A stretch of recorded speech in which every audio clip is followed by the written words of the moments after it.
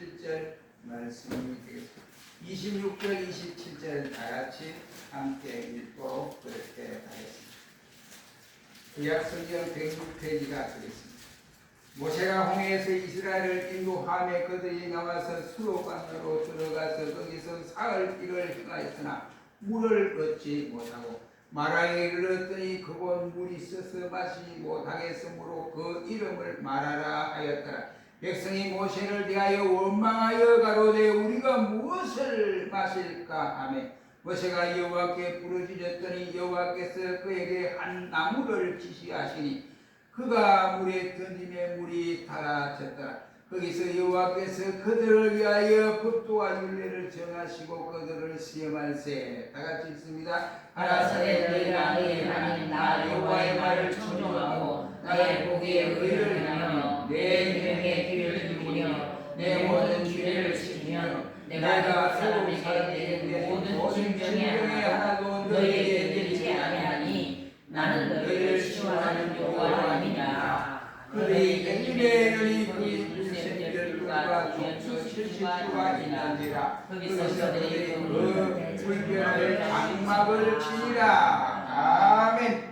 공동한 말씀을 통해서 마라에서 주는 교훈이라는 말씀으로 잠시 은혜를 받기를 원합니다. 이스라엘이 광야 여로에서 발생하는 유명한 사건 가운데 하나를 들자고 한다면은 이 마라가 일어나는 사건, 마라에서 일어난 사건이다라고 말을 할 수 있습니다. 이것은 바로 이스라엘이 홍해를 건너서 저들이 구원받은 그 은혜에 감격해서 모든 백성들이 하나같이 찬양을 드리고 춤을 추며 하나님 앞에 찬양과 영광을 돌리고 이제 계속해서 가나안을 향하여 가는 로정 속에 있었습니다. 저는 이와 같이 그 같은 것은 바로 저는 수로 광야에서 사흘 길을 걸을 때였습니다. 그런데 이 30분도 광야에 걸을 수 없는데 목이 탈 수밖에 없지요. 이 사흘 길을 걸어왔으니까 목이 말라서 쩔쩔매는 상황 속에서 이르렀습니다. 그래서 물이 있으면 오아시스를 찾는 이 백성들의 마음은 한결같았습니다. 그런데 목이 마르니까 갑자기 이제 오아시스를 만나게 되었습니다. 백성들이 얼마나 기쁘고 좋았겠습니까? 그래서 목마르니까 얼른 뛰어들어가서 물을 막 먹었는데 물이 도저히 있어서 더 이상 먹을 수가 없고 모두가 물을 먹고 있는 사람들이 토해내기도 하고 백성들이 모세를 향하여 모세야 물이 이와 같이 쓰다 도저히 먹을 수 없다 등등 이런 말을 할 때 모세가 하나님 여호와 앞에 기도를 하나님 물이 씁니다. 어찌하면 좋겠습니까? 백성들이 만난 오아시스가 목이 말라서 쩔쩔매는 가운데 물을 그리워하다가 물을 보니까 저기 가만히 있겠습니까? 그러니까 부담스럽구만 이래 먹다 보니까 써서 도저히 못 먹어서 토하고 야단이 났습니다. 했더니 하나님이 모세야 나무 가지를 하나 꺾어서 그 물에 던져라 했더니 그 쓴물이 단물로 변하여졌다 라고 했습니다. 여기 마라라고 하는 이것은 바로 쓴물이다 말이에요. 얼마나 썼으면 이 이름을 고통스러운 이와 같은 것이라고 말을 하여 마라라는 이름을 붙였겠습니까? 그러므로 이 상황은 물론 이스라엘 백성이 광야에서 이와 같이 홍해를 건너서 광야에 걸어갔던 그 노정에서 일어난 사건이지만 그러나 그것은 곧 우리가 이 세상에서 살아가면서 저 가나안을 향하여 걸어가는 과정 속에서 일어나는 인생사 중에 하나라고 생각할 수가 있습니다. 오늘 이 시간 오늘 본문을 통해서 마라가 우리에게 주는 교훈이 뭘까라는 말씀으로 잠시 은혜를 받기를 원합니다. 첫째는 믿음이 좋은 신자에게도 인생의 마라는 분명히 찾아올 수 있다고 하는 사실입니다. 이스라엘 백성들은 하나님의 기적적인 은혜로 홍해를 건너게 되었습니다. 홍해를 건너고 난 다음에 저들이 얼마나 은혜에 감사감격했는지 모세가 앞에서 먼저 지도를 하고 야 우리 하나님이 우리의 은혜로 우리를 구원해 주었으니 우리가 건너편에 와서 보니까 우리를 잡으러 왔더니 애굽의 정병들이 다 물에 빠져 죽는구나 바다에 합장이 되어 있는구나 그러면서 저들이 그 우리 함께 찬양을 하자라고 선동을 해서 누가 한 것도 아닙니다. 저들 스스로가 엄청난 은혜에 감격하여 벌쩍벌쩍 뛰면서 춤을 추면서 하나님 앞에 찬송을 지어 불렀다라고 했습니다. 특별히 20절 말씀에 보면 미리암과 모든 여인들은 얼마나 감사 감격을 했는지 저들이 벌쩍 뛰면서 기뻐하며 찬송을 드렸다라고 했습니다. 이런 감격 속에서 찬송하면서 오늘 본문에 나타난 장소까지 도착하게 된 것입니다. 그런데 그들이 감사하며 찬송을 부르면서 도착한 곳이 바로 마라라고 하는 지역이었습니다. 고통의 장소였다는 말이 되겠습니다. 저는 하나님이 세우신 지도자인 모세의 인도대로 따라왔습니다. 저는 이와 같이 홍해를 건넌 후에 사기가 등천하여 하나님의 은혜 속에서 시작되어 출발하는 이와 같은 노정이었습니다. 그런데 뜻밖의 일이 저들 앞에 놓여졌을 따름입니다. 그러니까 그 물을 마시기 위해서 마라라고 하는 그 장소에 막 손을 받으려고 그것이 물이 쓴맛이었다. 도저히 넘길 수 없는, 그래서 토하기도 했습니다. 그래서 그 지역을 마라라라는 이름이 붙여졌습니다. 다시 말하면 저들의 소원했던 이와 같은 활철을 만난 것이 아니라 쓰디쓴 고통만을 만나게 되었다는 말이 되겠습니다. 우리 인생에도 똑같은 원리라고 생각합니다. 언제든지 누구든지 간에 마라라고 하는 이 환난의 때를 만날 수가 있다. 믿음이 좋은 신자에게도 이러한 일들을 만날 수가 있다라고 하는 것입니다. 우리가 세상을 살아갈 때 만나는 이 마라는 특히 말하면 두 가지로 구분지어질 수가 있습니다. 그 중에 하나는 우리 자신의 허물로 인해 다가오는 마라를 만날 경우입니다. 이러한 경우는 예를 들면 요나와 같은 경우라고 할 수 있습니다.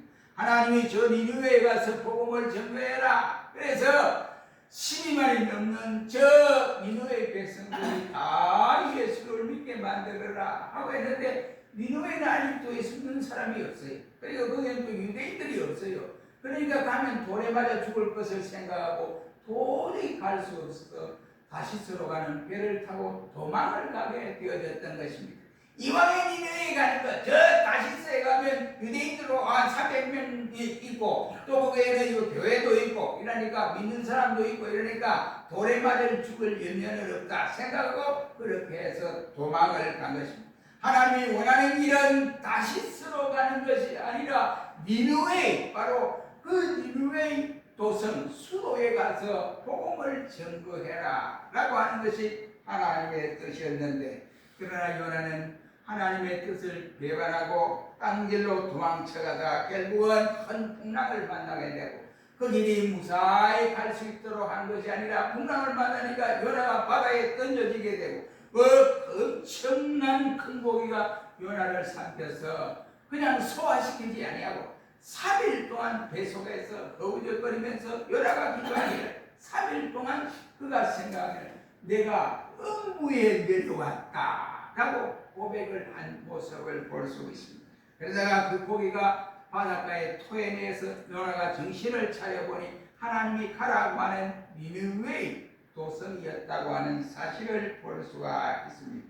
그렇게 해서 3일 동안 요나는 인생의 말할의 모습을 만나게 된 경우도 있고, 두 번째는 허물이 없어도 믿음으로 잘 살아가는 성도에게도 이러한 마라의 역사가 찾아올 수 있다는 말입니다.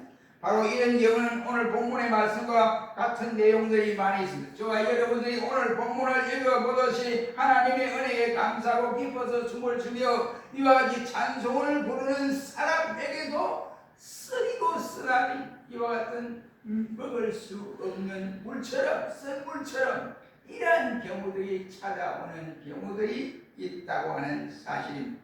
우리 성경은 믿음으로 살려고 발부둥을 친 사람들도 예외 없이 인생의 마라를 경험한 사람들이 대단히 많이 있습니다. 그 예를 들면 우리는 요셉을 들을 수가 있습니다.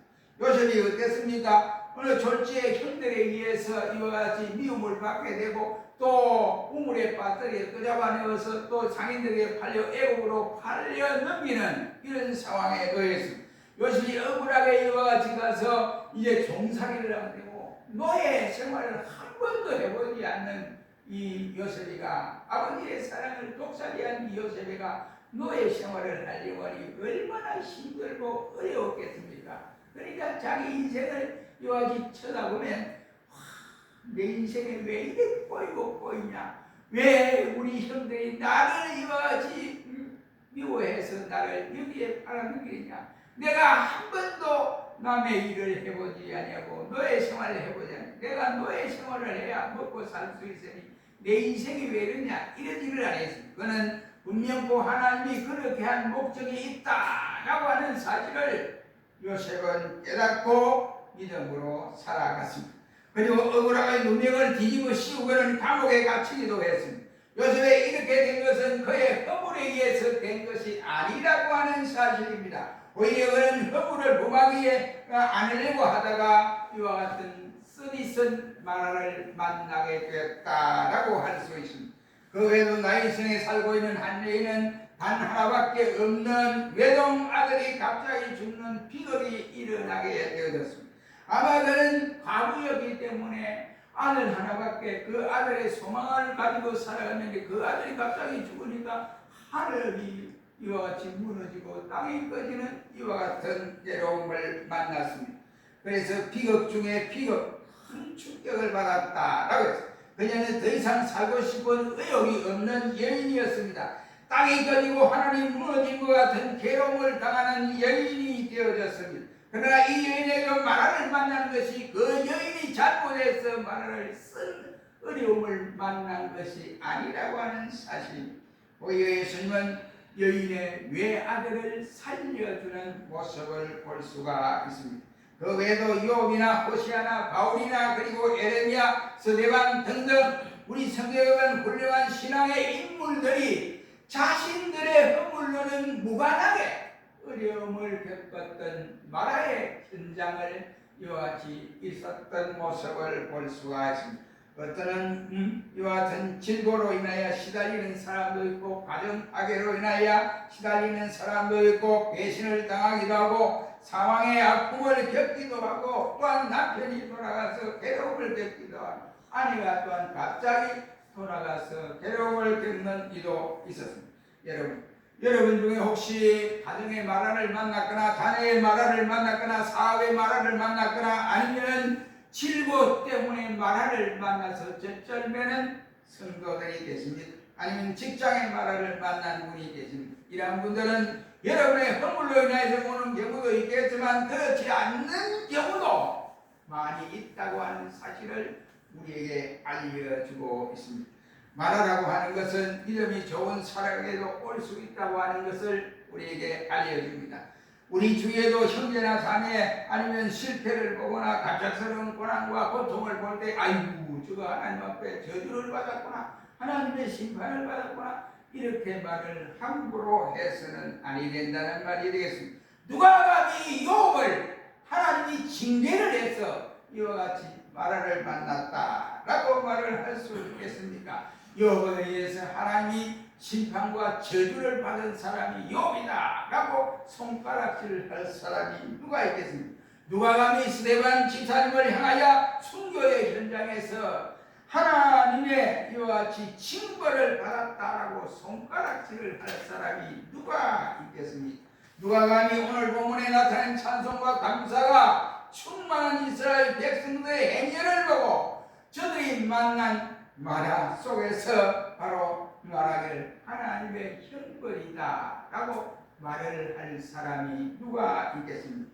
인생에 말하는 나쁜 사람, 더럽게 이와 같이 살아가는 나사로들만의 특허가 아니라고 하는 사실이란 말입니다. 눈물을 흘리며 감사하고 감격하고 그리고 하나님 말씀에 따라서 사는 사람에게도 찾아오는 것임을 우리는 명심하고 이런 마라를 만나신 분들에게는 힘을 내시고 만나지 못한 분들에게는 마라를 대비하는 이러한 믿음을 간직하여야 된다. 이것입니다. 두 번째는 인생에게 찾아오는 마라는 하나님의 분명한 뜻이 그 속에 담겨져 있다고 하는 사실을 깨달아야 한다는 말입니다. 지금 광야를 걸어가는 이스라엘 백성의 인생길에는 나타난 이 말하는 우연한 사건이 아니라고 하는 것을 알아야 한다는 말이 되겠습니다. 마태복음 10장 29절 말씀에 예수님께서 일찍이 말씀하여 주신 대로 너희가 저 참새가 한 아산 아래에 앉아서 떨어지는 것도 저들이 우연으로 떨어지는 것이 아니라 저들이 팔리는 것도 우연으로 팔리는 것이 아니라 모두가 너희 아버지께서 허락하지 아니하면 그 하나도 땅에 떨어지는 법이 없느니라 라고 말씀을 하심으로써 여러분 참새 한 마리도 하나님이 주장하시고 하나님이 허락하시고 하나님이 간섭하시는 가운데에 하나님이 허락하여 주지 않으면 절대로 땅에 떨어져 죽는 법이 없다는 말이 되겠습니다. 그렇다고 하면 참새도 그러한데 독생자 예수 그리스도의 피값으로 산 자기 백성은 어떠하겠느냐 이 말이에요. 하나님의 백성은 밤낮으로 하나님이 보호하고 지켜주시고 감찰하시고 역사하여 주신다 이 말이에요. 그러니까 일어나는 그 사건은 큰 일이든 작은 일이든 우연으로 된 것이었고 그 사건 속에서 하나님의 필연적인 뜻이 담겨져 있다는 사실을 깨달아가는 말씀이 되겠습니다. 그러므로 하나님의 백성인 모든 성도들 앞에 나타나는 크고 작은 일들에 말하는 분명한 하나님의 뜻이 담겨져 있다고 하는 사실을 우리가 깨달을 수가 있습니다. 그러면 대체로 하나님의 뜻이 어떤 것이 이와같이 하나님의 뜻이 이루어지는가? 그 뜻이 대체 뭘까? 그러면 로마서 8장 28절 말씀에는 말하기를 우리가 알거니와 하나님을 사랑하는 자 그 뜻대로 부르심을 입은 자들에게는 모든 것이 합력하여 선을 이루게 하신다 라고 말씀을 하고 있습니다. 이는 하나님을 섬기며 살아가는 성도들 앞에 일어나는 모든 일들이 합력하여 선을 이루게 하시는 하나님이시다 이런 말입니다. 그러므로 내가 만난 이 인생의 마라에는 하나님이 나를 유익하기 위해서 하나님의 섭리 속에 하나님의 뜻을 통해서 드러나기 위해서 내게 주신 것이다 라고 생각하고 자신을 돌아보는 기회가 되어져야 됩니다. 우리가 잘 알고 있는 요셉을 여러분 생각해 보십시오. 그가 만난 인생의 나라를 한번 생각해 보시기를 바랍니다. 그는 자기 형들의 손에 의해서 애국 상인에게 달려갔습니다. 그리고 감싸줘야 하고 가장 위로를 주어야 할 형들이 저들이 내치게 되고 이와 같이 아버지 야곱이 이와 같이 요셉이가 죽었다 이 소식을 들었을 때 얼마나 괴롭게 있냐. 그런데도 그런 걸 아랑곳하지 않고 사랑해야 할 저들 형제가 이와 같이 도와주어야 할 저들 형제들이 요셉이 팔아버려 넘겼습니다. 그러나 요셉은 저들의 형들의 이와 같은 잘못된 일들을 돌이켜보면서 아이고 우리 형들 저 가만히 있으면 되겠네. 저 정신 좀 차리고 내가 출세를 해서 저 어떻게 뭘 해야겠다 이런 말을 한 번도 생각한 적이 없었다고 말을 합니다. 그러나 요셉은 그러한 이와 같은 상황 가운데서 그렇게 생각도 하지 아니했지만은 하나님만을 의지하라고 하는 하나님의 사인이다 라고 생각을 하고 형들의 잘못은 눈꽃만큼도 생각하지 아니하고 하나님의 섭리인 줄 알고 하나님만 의지하는 사람이 되어졌습니다. 특히 아버지 야곱에게 기업만 받던 요셉이 남의 집 종으로 팔려가게 되었으니까 하나님께서 섬기는 자의 훈련이 어떤 것인가 하는 것을 내게 깨닫게 하는 방편이라고 여겼고 또 억울하게 누명을 쓰고 감옥에 간 그 신세가 되었을 때도 그는 생전해오지 않는 인생의 밑바닥 경험이 어떤 것인가 이것을 내게 경험하게 하시고 하나님이 나중에 나를 크게 세워서 지도자로 세워서 사용하기 위해서 훈련을 하는 중이다 라고 요셉은 깨달아지게 되었습니다. 여러분 만약 요셉이가 형들의 손에 달려가지 않았다고 평범한 가정에서 자랐다고 한다면 아마 그의 꿈은 꿈으로서 끝나버리고 말았을 것입니다. 그러므로 요셉이 당한 인생에 말하는 모든 것이 합력하여 선을 이루게 하시는 하나님의 섭리가 있었다고 하는 사실을 요셉은 깨닫게 되어졌습니다. 아프리카에 선교를 인생 선교 운동을 했던 우리 선교사님 한 분이 계십니다. 그분이 이제 그 총회에서 선교사를 보내면 아예 그 지역은 안 보내려고. 왜? 거기는 식인종만 살고 있기 때문에 가면 죽는다. 하서는 안 됩니다. 우리 선교사가 엄청나게 보냈는데 한 사람도 돌아오는 사람이 없었다. 도착하자마자 예수 복음을 한 번도 전도하지 못하고 저들에 잡아먹겠다 라고 했어요. 그런데 이분이 내가 일반 대학을 나오고 신학교를 나와서 이제 제가 아프리카 식인종 그 지역에 가겠습니다 했습니다. 아무리 총에서 말렸어요. 그래. 그럼 가거라. 이제 배를 타고 이제 반성식을 하고 부산에서 반성식을 하는데 배를 타고 올라가다가 거기 난간이 떨어졌어요. 떨어져서 그만 떨어졌는데 자기는 모르는 거예요. 죽은 거예요. 그래서 눈을 번쩍 뜨니까 아프리카로 가야 할 사람이 아프리카지 않고 여기 어디입니까? 병원입니다. 병원에 내가 왜 왔습니까? 그러니까 좀 말씀하기 그런데 조금 좀 안전하십시오. 그러니까 자기 한쪽 다리를 보니까 다리가 없은 거예요. 왜 없는데 혼자서 가만히 생각해보니까 이랬어요.